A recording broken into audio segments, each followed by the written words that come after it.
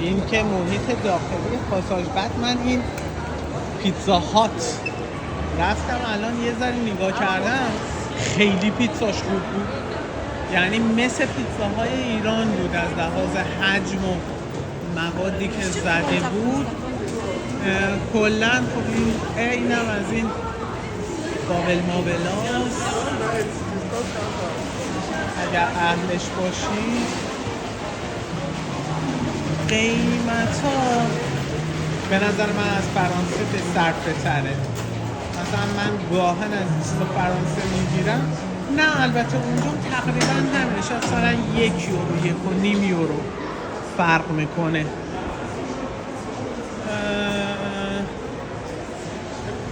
از این لباسان براتون بگیرم. خانم خودتون نظر بدیم قشنگی یا نه. من از این چیزا سر در نمیارم. بذارید زومات کنم.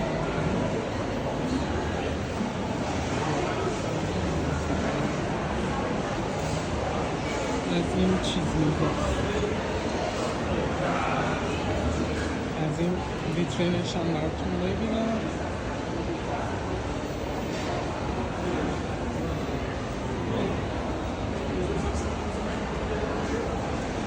من تو نمیرم اصلا اینجا دیگه زوم میکنم.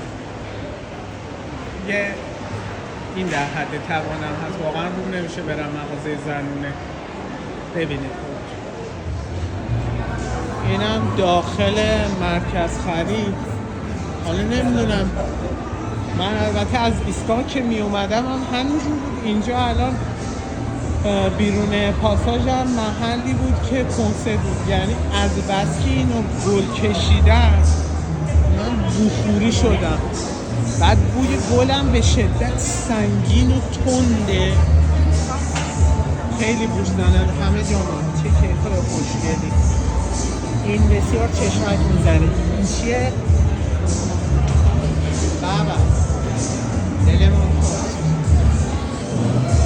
خلاصه این که خیلی گل میکشن، یعنی اصلا من باورتون نمیشه به این چیزام حساسم. اینقدر این بوی گلش زننده بود اصلا من آدم رو میخوند. واقعا شوق به این.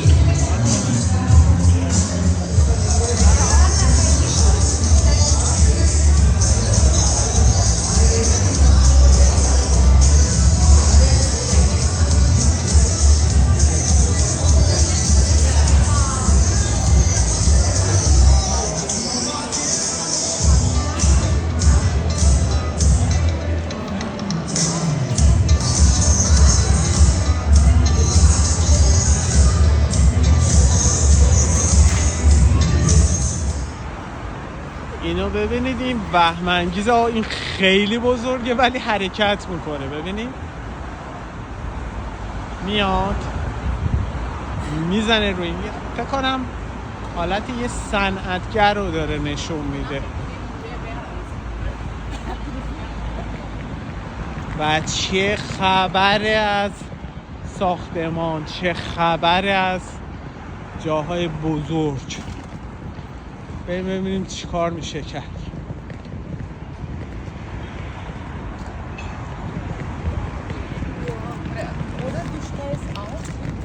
مخصوصا با تاکسی و مترو نیومدم که بتونم اینجوری قدم بزنم، هم خودم ببینم هم فیلم بگیرم که شما کاملا با محیط آشنا بشید.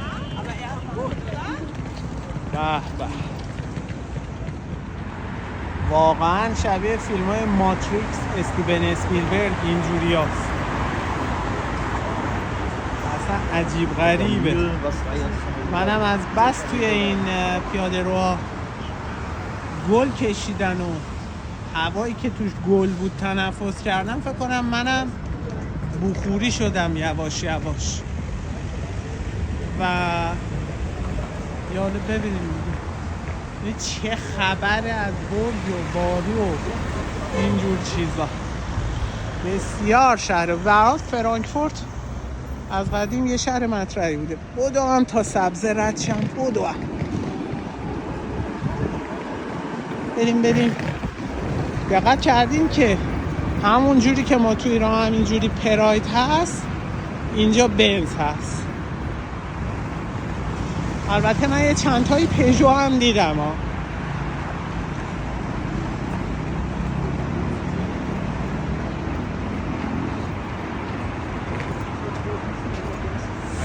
خب ادامه این برج و باروهای اینجا رو براتون بگیرم. واقعا شهر بزرگ بیدر و پیکریه و یه نکته به نظر من، حالا به حال منی که فرانسه زندگی میکنم و خصوصا یه شهری مثل استراسبورگ بخوام مقایسه کنم، مثل این میمونه که بگم از مثلا آکواریوم اومدم توی یک رودخانه خروشان. نکته خیلی چیزی که به شدت به چشمم اومده اون موقع تا حالا، اینجا این افرادی که گوشه خیابون مستن، گل میکشن، مواد مصرف میکنن، اینجا خیلی زیاد بوده. مهاجرای حالا جور و ناجور حالا، ولی واقعا توی فرانسه و خصوصا تو شهری که ما هستیم اصلا اینجور نیست. به شدت امنیت اونجا بالاست و شما هر همین الان رد شدم چنان بوی گلی اصلا دماغو میسوزونه و بخوام مقایسه کنم خیلی اونجا امنیتش بالاست. یعنی خانوما شبای تعطیل با لباسای باز میان میرن دیسکو، 3 و 4 صبح برمیگردن. امنیتش کامله. اینجا من اصلا خانوم ندیدم تنها باشه، همه خانوم با یه آقایی بوده ولی خب ترافیک هم که میبینید، نوع خیابونا کاملا شبیه تهرانه. خب ادامه فیلم هم بریم و یه آقا که در حال نماز خوندن. اکثر تاکسی هایی که من اینجا دیدم بنز بود، حالا چه شاسی بلند چه معمولی. بعد حس این فیلم های استیون اسپیلبرگ رو دارم، چون این برج مرجا توی مه و یه حال عجیبیه، یعنی قشنگ حس اسپیلبرگی دارم. ببینیم چیکار میشه کرد. این ماشینا تو ایران قشر میلیاردر سوار میشن، اینجا تاکسیه. به هر حال این فیلم رو ببرین به نمایشگاه دارای خصوصا تهران نشون بدیم ماشینایی که بابتش چقدر کلاس میذارن. اینجا تاکسی انواع اقسام، مرسدس بنز، چه میدونم اودی اینا. خب به مسیرمون ادامه بدیم. الان من اینجا میتوانم یا نمیتوانم؟ چراغ نداره. آقا ما رفت. شرمنده اخلاق ورزشی چراغ نداشت. من آدم قانونگریزی نیستم ولی چراغ هم نداره. خب پس ما میریم حالا که چراغ نداره. آقا من میخواستم به قانون کشورتون احترام بذارم ها، خودتون چراغ نداشتی. اینجا بنز همون حکم ایران خودرو داره دیگه. من تا دلتون بخواد چه میدونم بنز، بی ام و آودی، این برندهای آلمانی دیدم اینجا، یا بیارن ای هموطن از خیابون رد شدیم. من نمیدونم نداشت چرا آقا، من دعوا نکنیم. خب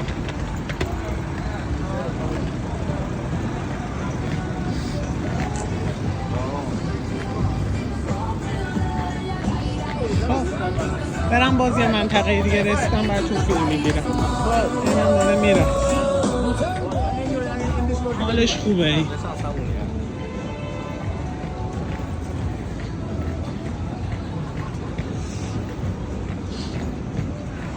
خب این خیابونه فرانکفورت که شهر بزرگی بود. من دومین باره میام، دفعه قبلی که اومدم گذری بود و فرصت نکردم خیلی توی شهر قدم بزنم، ولی الان اینو ببینید چه حالت وهم‌انگیزی داره. این برجا توی مه و بریم حالا یک ذره توی شهر چیز کنیم. ترماش از استراسبورگ کوچیک‌تره، یعنی ترمای استراسبورگ بزرگتر و شیک‌تر. این هم کافه و محیط کافه هاش.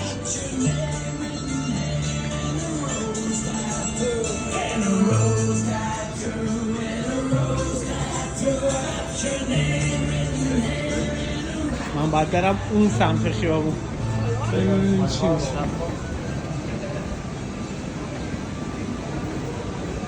اینا مثل فرانسوی ها ظاهرا کافه نشینن، ولی به نظر من فرانسه اصلا یه چیز عجیب غریبیه توی فرهنگ کافه رفتن و رستوران و اینا.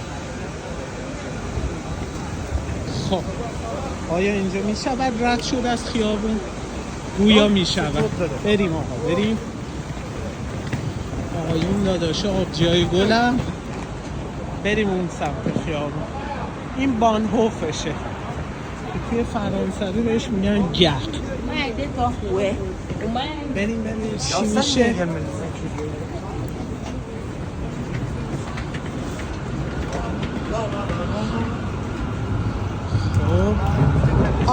یادم اومد دقیقا همینجا بود که من چند سال پیش اومدم. منتها من اون روز با قطار نبودم، با اتوبوس بودم جای دیگه وایساد. قدم زنان اومدم اینجا و جاتون خالی رفتم اون پشت مشتا، یعنی رفتم توی محله های این پشت رستوران ایرانی پیدا کردم. برجا اینا ظاهرا فوتبال امشب تیم آینتراخت فرانکفورت بازی داره گویا.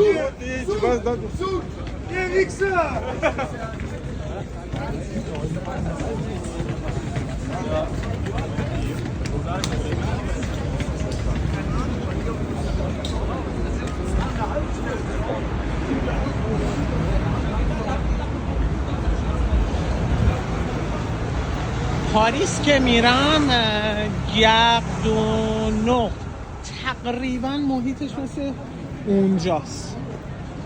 گاردولست و گاردونو تقریبا محیطاش اینجوریه. خیابون اینجا رو هم براتون بگیرم، ساختمان ها و لانگ شات به قول معروف.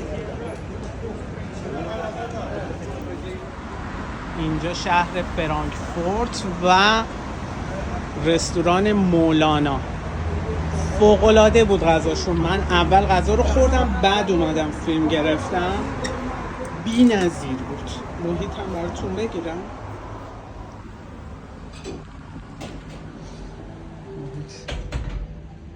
این صورت هست و اینا از این المان های ایرانی، از این چیزا خیلی واقعا محیطش بسیار زیبا و دوست داشتنی بود. جاتون خالی واقعا. خب اینم غذای من که چلو کباب سلطانی. جاتون خیلی خالی، به شدت رنگ و رخش عالیه و بوش هم خیلی عالی. این محیط رستوران هم مجدد بگیرم اینا چقدر قشنگه. جاتون اینم در بیرونیه، یعنی رو به خیابون رستوران کیش، داخلش که فوق‌العاده بود. جاتون خیلی خیلی خالی. اینم از ورودی این قسمتشون. 2 تا ورودی دارن، یکیش اینجا از داخل این کوچه است، یکی هم توی خیابون. واقعا من لذت بردم، دستشون هم درد نکنه، عالی بودن. عجب بویی، ای کاش میشد بورم براتون منتقل کنم و اصلا این غذا با آدم حرف میزنه. جاتون خالی. خب اینم از این قسمت هم بگم فتلیشان رو کنم. اینم اینم بکنم خواجه و صحبت ها باشه. اینم عکس یک نوزادی با مادرش، خیلی دکورشون عالی بود. سقفم واقعا جزئیات کار کردم. اینجوری از این نوزگیرا اینجوری آینه کاری ازشون هم انصافاً عالی، خیلی هم پروپیمون بود. خیلی دکور این ته هم براتون بگیرم جذابیت خودشون. خب من سوپشو چشیدم، فوق‌العاده خوشمزه بود. و این عکس ناصری اینستا خیلی اینا به آدم حساب بشه، خیلی خب اینم از کشور آلمان و اینم این برج و بارو. بعد اینجا میای ریلکس میکنی، اینجا باید شنا بکنی. منتها چون بچه ها الان تو استخران نمیتونم فیلم بگیرم، اینجا چیز شناست، اینجا ریلکسی. اینم ویوی روبروت. و من مشکلی که دارم، من به این سبک زندگی عادت بکنم، طبقه 8 من تو عمرم تا حالا استخر نرفته بودم، حالا اینجا رفتم. چجوری برگردم سر کار واقعا؟ مثلا این سبک زندگی، این استخرها واقعا چی بگم. خب بالاخره استخر رو خدا آزاد کرد، خیلی استخر باحالیه و من با این ویوشم خیلی حال میکنم. اون پشتم سونا داره، جاتون خیلی خیلی خالی و اینکه حال میده صبحونه بخوری، نمیدونم آخر شب اول و هر چی خواستی چند قدم از اتاق تا استخر فاصله هست. اینم براتون بگیرم. این باشگاه ورزشی این استخر است و یعنی یک بیاجه قشنگ چند تا تردمیل داره. اون جلو با نمای شهر میتونه بدوه، ورزش هوازی و اینا انجام بده و استخر. خب اینم محیط سونا دیگه، حالا ورودیش اینطوریه و اینا، هم توضیحاتشو و اوه توش خیلی داغه. حالا با گوشی زیاد نمیمونم، یه موقع نترکه. ولی اینم از سونای استخر، با سونای خشک میگم چی، سونای استخر اون طرفش استخر وای خیلی توش داغ بود. سلام از این روز به شدت مه‌آلود، یعنی اصلا اینا چیز، ولی صحنه رو داشته باشیم. اینجا دیدی ترافیک، یادآور ترافیک‌های ایران. به به جاتون خالی.